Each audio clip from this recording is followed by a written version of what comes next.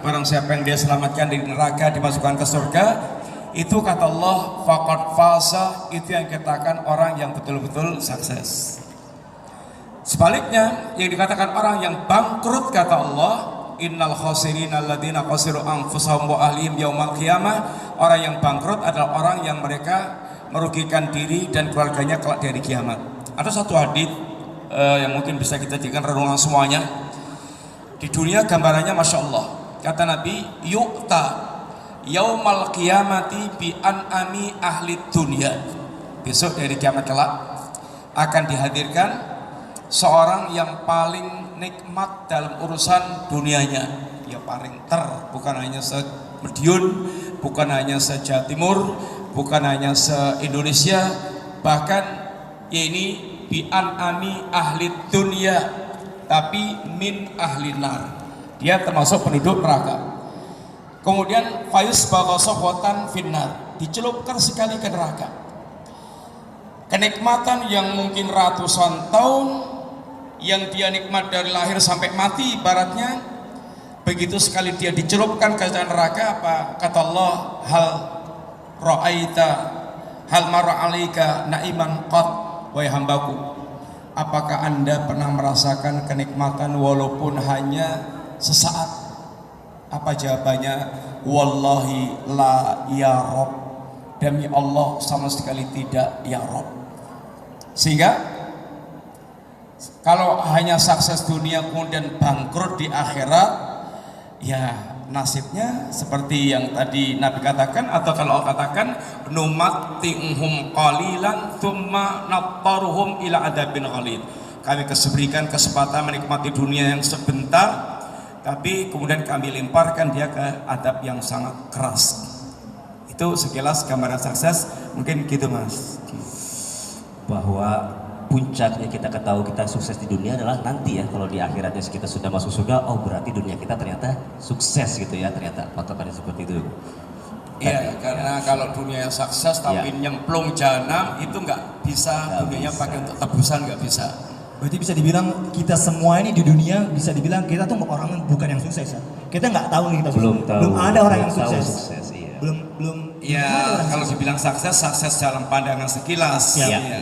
Atau kalau kemudian sukses ternyata agamanya rusak, itu dipastikan nggak sukses. Ya. Dan apakah kita untuk perkara dunianya ini Zat, apakah kita benar-benar nggak terlalu istilahnya nggak terlalu iya nggak terlalu maksudnya ya seininya aja, maksudnya benar-benar ya akhirat sehingga tanda kutip meninggalkan dunia. Ya kalau meninggalkan dunia nggak bisa lah, wong kita hidup di dunia Mas, gimana? Kita hidup di dunia, yang justru harus kita rubah itu pikiran kita tentang dunia itu atau apa yang harus kita lakukan di dunia itu, sehingga jangan sampai kita memisahkan dunia kita dengan akhirat kita. Bahkan Allah katakan kalau dunia ini full Allah ciptakan untuk kita semuanya. Huwallazi khalaqalakum ma fil ardi jami'an, dialah Allah yang telah menciptakan dunia untuk kalian semuanya, menciptakan bumi dan isinya untuk kalian semuanya.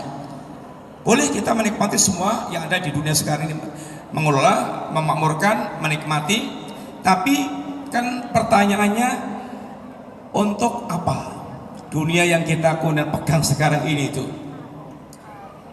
Di dunia ini kalau bicara orang kaya, banyak orang kaya, kafir ya banyak, yang muslim juga banyak. Kalau kafir kan simbolnya korun, ya kalau muslim ada Abdurrahman bin Auf, kalau pun ada Utsman bin Affan. Kalau Abdurrahman bin Auf itu kira-kira kekayaannya kalau nggak keliru sekitar 6, sekian triliun Mas, banyak. Utsman bin Affan saudagar besar. Kalau sekilas kekayaan Utsman itu kalau mau kita gambarkan, Utsman pernah beli sumur mata senilai 20.000 dinar. Sedinar berapa Mas?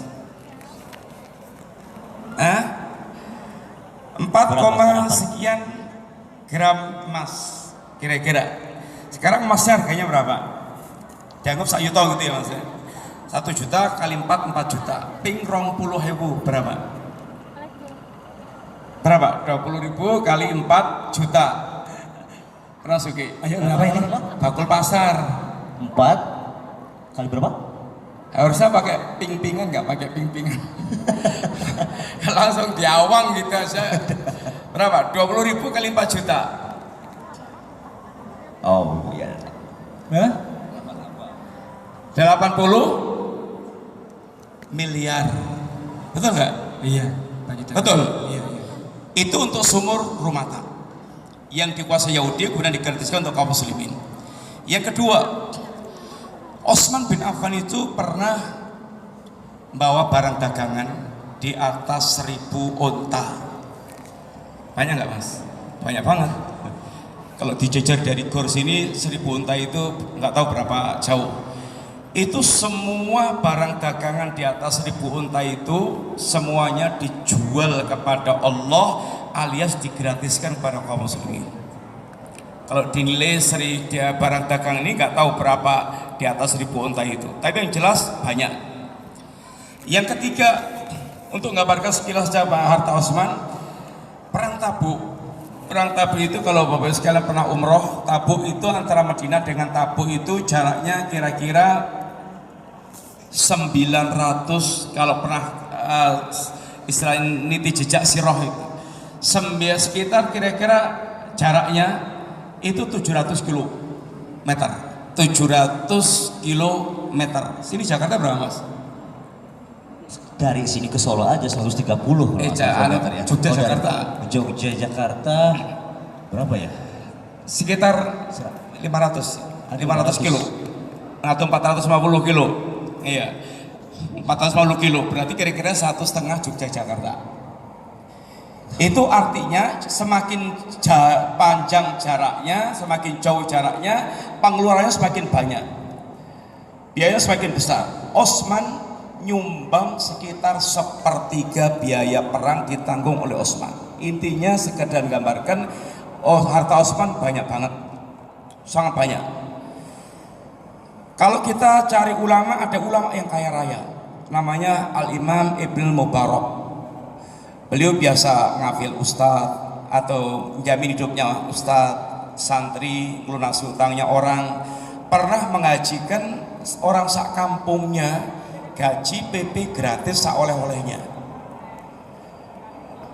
Ini gambaran sekilas bagaimana orang-orang yang mereka Allah cintai, orang kaya, orang mukmin, muslim yang kaya. Kalau soal bicara kaya, banyak juga orang Islam yang mereka kaya raya.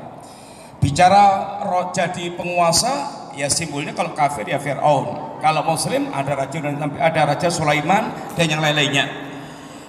Intinya kalau soal dunia seperti itu, kesaksian bisa diukur ya dilihat sekilas, oh jadi orang hebat, hartanya banyak, jadi penguasa, itu dibilang sukses. Tapi sukses itu kan harus dilihat endingnya kayak apa. Kalau endingnya bonyok kan ya nggak dibilang sukses. Kalau hanya endingnya kemudian bobak bundas, dia hancur, ya nggak bisa dibilang sukses. Itu hanya proses menuju pada kerugian. Terus gimana mas? Ada stigma nih Ustaz. Stigma kalau kita tuh untuk urusan agama ya 50-50 lah. Seimbang ya, harus iya, seimbang antara dunia dan akhirat, ya 50-50 lah. Maksudnya Ya. dengan kata lain, Kalau seimbang gimana? Gambarannya seimbang gimana? jadi yang ada di masyarakat, tuh, ya maksudnya kita nggak usah terlalu apa ya. Jadi kesannya kalau kita nanti terlalu dengan agama dicap mabok agama. Jadi ya udah 50-50 lah. Jadi kayak teman-teman yang mungkin yang berusaha sebenarnya kalau si 50-50 sih nggak jujur sebetulnya itu. nah itu dia Ustaz. Iya benar Ustaz. Coba sekarang 50-50. Sekolah ke sekolah umum, satu sekolah berapa jam? Sekarang bisa sampai 6-7 tergantung. Terus belajar agama berapa jam? Nah itu dia dalam sekolahnya aja agama paling cuma sejam 2 jam dalam seminggu. Ya, terus kalau kerja berapa jam? Iya. 8 Untuk ya. cari duit. Untuk ibadah berapa jam? Iya. Ya nggak seimbang lah. Kalau mau bilang 50-50 itu ngerasain urip sendiri sebetulnya itu. Dan nggak bisa. Nggak mungkin akan bisa seimbang kayak itu. Karena kalau dalam agama kita bukan 50-50 kayak gitu, tapi justru dunia itu totalitas gimana caranya jadi kendaraan untuk menuju kampung akhirat. Sehingga kamu seorang muslim itu dunia itu ya masra'atul akhirah, sawah ladangnya kampung akhirat. Enggak apa-apa mau masuk surga tak, walaupun tidak mesti jadi ulama. Enggak apa-apa masuk surga enggak mesti harus jadi umpamanya ahli ibadah. Bisa orang masuk surga dengan kekayaannya atau dengan jabatannya atau dengan kebaikannya, karena kita mesti juga berbeda-beda dalam kehidupan dunia kita ini. Gak mungkin semuanya jadi ulama, gak mungkin. Gak mungkin semuanya istilahnya jadi tentara perang, gak mungkin. Tapi yang penting gimana target kita itu hidup masuk surga. Itu yang harus kita targetkan, karena kalau enggak berarti gagal. Sehingga sukses kampung akhirat itu harus jadi harga mati dalam kehidupan kita, Mas. Dan itu kuncinya jadi muslim, sampai matinya jadi muslim. Hanya muslim ini ada tingkatan-tingkatan, sehingga pengen surga yang mana itu tinggal kemudian kita ngukur kita sendiri mau jadi muslim yang kelasnya seperti apa biar dapat surga yang ini paling tinggi. Disinilah pentingnya setiap kita berilmu, sehingga ilmu kunci kita untuk betul-betul kita menuju sukses kampung akhirat. Mau jadi di dunia orang yang kelihatan menguasai dunia atau tidak kelihatan dia berdunia, tapi yang penting target akhir dia harus yakin bisa masuk jannah, tentu dengan cara menempuh jalannya.